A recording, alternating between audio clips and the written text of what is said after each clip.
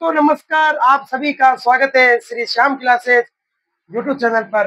मैं आपके सामने धनराज भैया लेकर आया हूँ बहुत ही शानदार टॉपिक कक्षा 12th एनसीईआरटी का chapter human health and disease का बहुत ही शानदार टॉपिक आज हम डिस्कस करेंगे एक्वायर्ड इम्यूनिटी के बारे में, यानी कि उपार्जित प्रतिरक्षा के बारे में। पिछले वीडियो में हमने देखा कि जो हमारी इनेट इम्यूनिटी होती है वो हमें जन्म से ही देखने को मिलती है। ठीक, उसके बाद हमने इनेट इम्यूनिटी में कुछ बैरियर भी पढ़े थे और कुछ रोध भी पढ़े थे, यानी कि बैरियर, जिसमें हमारा फिजियोलॉजिकल बैरियर, साइटोकाइनिन बैरियर, अनेक बैरियर हमने देखे थे जो इनेट इम्यूनिटी में देखने को मिलते हैं। तो आज का हमारा टॉपिक है एक्वायर्ड इम्यूनिटी। तो चैनल को लाइक, सब्सक्राइब, अपने दोस्तों को, अपने फ्रेंड को और अपने मित्रों को भेज दीजिए और अपने व्हाट्सएप स्टेटस पर वीडियो सेंड कर दीजिए। तो पहले हम देखेंगे कि उपार्जित प्रतिरक्षा क्या होती है, यानी कि एक्वायर्ड इम्यूनिटी।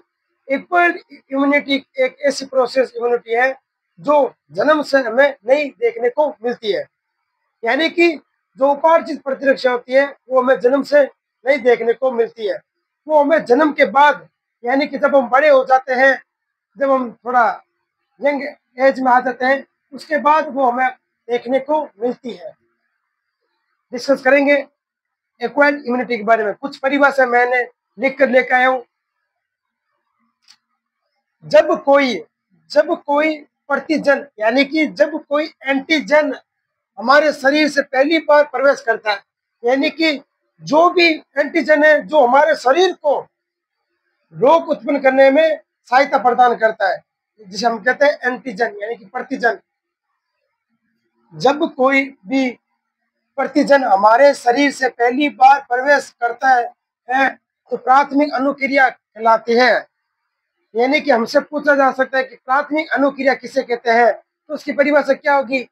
जब कोई भी प्रतिजन हमारे शरीर से पहली बार प्रवेश करेगा जिसे हम प्राथमिक अनुक्रिया यानी कि प्राइमरी रिस्पांस कहेंगे। यह प्रक्रिया बहुत ही स्लो चलती है, यानी कि धीरे चलने वाली प्रक्रिया है। ठीक, नेक्स्ट, ये हमारी बॉडी यानी कि शरीर से हमें प्रतिजन देखने को मिलेगा।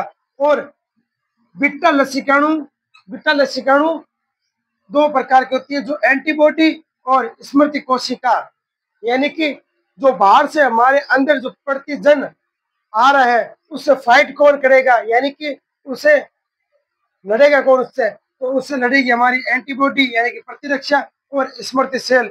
जैसे कि आपको एग्जाम्पल के रूप में आप समझाता हूँ, ये है हमारा इंडिया का बॉर्डर और यहाँ से पाकिस्तान की आर्मी आ रही है, ठीक, अटैक करने के लिए इंडिया पर। और हमारे यहाँ पर कौन खड़े होते हैं? जैसे फौजी खड़े होते हैं। इसी तरह हमारे बॉडी में भी बी लसिकाणु खड़ी होती है, उसके साथ एंटीबॉडी और स्मृति कोशिकाएं। अब आप पूछोगे सर स्मृति कोशिकाएं क्या होती है? तो स्मृति कोशिका होती है मेमोरी सेल।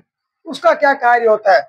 जब सेम एंटीजन, स्मृति मतलब याद रखना, ये स्मृति कोशिका याद रखेगी कि कौन सा एंटीजन हमारे बॉडी में प्रवेश कर चुका है और कौन सा वापस करेगा। तो ये इसका कार्य देखते हैं।